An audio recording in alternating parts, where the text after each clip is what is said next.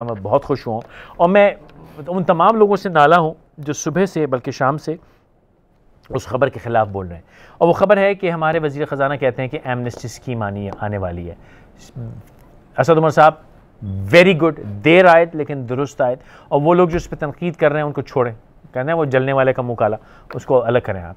वो यूँ कि अगर एमनेस्टी स्कीम, एक तो उसको एमनेस्टी स्कीम ना कहिए, गलती ये है जब आप उसको एमनेस्टी स्कीम कहते हैं तो लगता है कि किसी 2 नंबरी चोर बेईमान को कोई जो है वो क्लीन चिट दी जा रही है। आपसे गलती हुई कि आपने जब आप अपोजिशन में थे आपने इसको यही कहा। और उस एमनेस्टी में, इस एमनेस्टी में एक फ़र्क भी था लेकिन उस पर अलग से बात होगी। लेकिन अगर आप इस एमनेस्टी स्कीम को साउथ अफ्रीका वाली ट्रूथ एंड रिकन्सिलिएशन कह दें तो मैं समझता हूँ इससे कहीं बेहतर होगा और इस पर तनकीद ना होगी। जब एक मुल्क की इकॉनमी का बहुत बड़ा हिस्सा ग्रे या ब्लैक हो तो उसको आप एक दिन आके सुआ उसके पेट में घोंप के आप ये नहीं कर सकते कि भाई अब हम पकड़ लेंगे धकड़ लेंगे, ये नहीं हो सकता।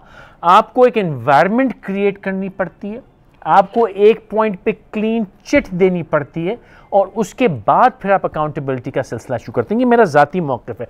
तो मैं इससे पहले कि मैं मेहमानों को तारुफ कराऊँ, मैं 2-4 बातें असद उमर साहब की खिदमत में पेश करना चाहूँगा।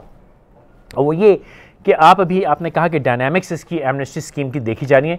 मेरी कुछ गुजारिशात हैं और मैं फिलबदी कह रहा हूँ, मेरे पास प्रिपरेशन कोई नहीं है, मेरे पास कुछ लिखा हुआ नहीं है। ये वो चीज़ें जो एक ज़माने से मेरे दिल के करीब हैं।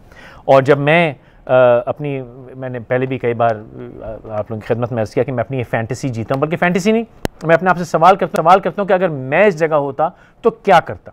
तो मेरी गुजारिश ये है कि नंबर 1 इसको एमनेस्टी स्कीम ना कहा जाए, इसको ट्रूथ रिकन्सिलिएशन कहा जाए।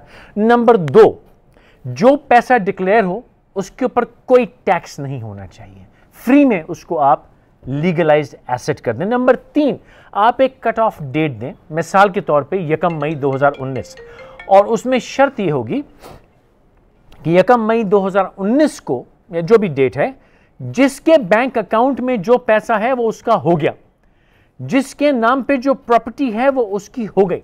अगर किसी ने बेनामी अकाउंट रखा हुआ है, बेनामी प्रॉपर्टी रखी हुई है तो उसकी हो गई। मिसाल के तौर पे अगर मैंने अपने खानसामे के नाम पे एक ज़मीन ली हुई है तो 1 मई को वो उसकी हो जाएगी और उसको वापस मेरे पास लाने का कोई तरीका नहीं है। हाँ, 1 मई तक मुझे इजाज़त होनी चाहिए कि मैं ज़मीन अपने नाम करा लूँ, उसकी जो स्टैम्प ड्यूटी वगैरह होती है वो मैं दूँ, लेकिन उसके बाद वो मेरे एसेट में आ जाएगी हमेशा के लिए। और उसके बाद आप ये कह दें कि जी 3 बरस के लिए 5% का वेल्थ टैक्स लिया जाएगा इस तमाम प्रॉपर्टी के ऊपर जो पहले से डिक्लेयर नहीं थी। तो यानी 3 बरस में आपको 15% वेल्थ टैक्स मिल जाएगा और उसके बाद हमेशा के लिए आपको वेल्थ टैक्स पाकिस्तान से ख़त्म करना होगा। लोग अपना एसेट इसलिए डिक्लेयर नहीं करते कि भाई एमनेस्टी स्कीम्स फेल क्यों होती हैं। एमनेस्टी में मैं पैसा डिक्लेयर कर दूं और आप उस पर वेल्थ टैक्स मार दें, मैं तो मर गया। तो आपको वेल्थ टैक्स ख़त्म करना होगा और 3 बरस के लिए बताना होगा भाई इतना वेल्थ टैक्स हो, उस पर वेल्थ टैक्स नहीं होगा। नंबर 1।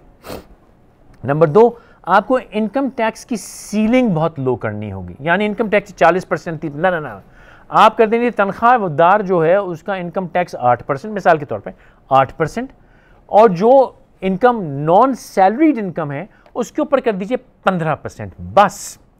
और उसके अलावा जितने टैक्सेस हैं, बिजली पर टैक्स, पानी पर टैक्स, गैस पर टैक्स, पर ये सब टैक्सेस हमेशा के लिए ख़त्म कर दीजिए। पूरे पाकिस्तान से इनकम टैक्स लें, खुद ब खुद जिसका बैंक अकाउंट है उसका एसेट हो गया, पैसे की मूवमेंट जहां होगी आपको कम से कम 10 गुना ज़्यादा इनकम टैक्स मिलेगा। रिश्वतें ख़त्म हो जाएंगी, 2 नंबर के धंधे ख़त्म हो जाएंगे। उसके बाद आप ये कर दीजिए कि लार्ज अमाउंट ऑफ कैश एक दिन में कोई भी किसी बैंक अकाउंट में जमा नहीं कर सकेगा।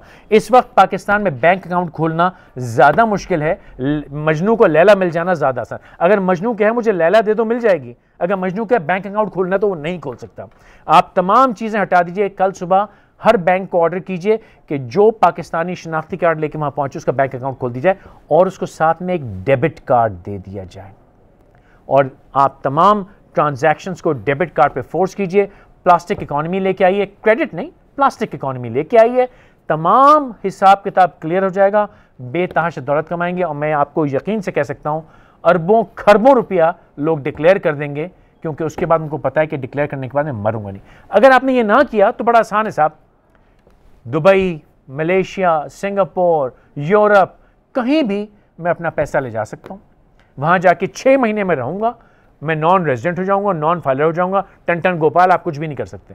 पैसा पाकिस्तान से निकल जाएगा, मनी लॉन्ड्रिंग होगी दबा के, और कोई भी पैसा आपके सिस्टम में डिक्लेयर नहीं करेगा, क्योंकि आपने वेल्थ टैक्स मार देनी है, आपने बाद में पकड़ धकड़ करनी है, आपने टैक्सेशन लगानी है, तो भैया मैं क्यों पैसा डिक्लेयर करूँ। तो अगर आप ये बेनिफिट देंगे तो इंशाअल्लाह ताला बहुत ज़्यादा फ़ायदा होगा। ये मेरा ज़ाती मौक़िफ़ और ज़ाती दरख्वास्त और ज़ाती अपील है फाइनेंस मिनिस्टर साहब से। मेरे आज के मेहमान बहुत शुक्रिया के साथ मेरे साथ यहीं मौजूद हैं जमशेद इकबाल चीमा साहब, तहरीक इंसाफ से। चीमा साहब बहुत बहुत शुक्रिया।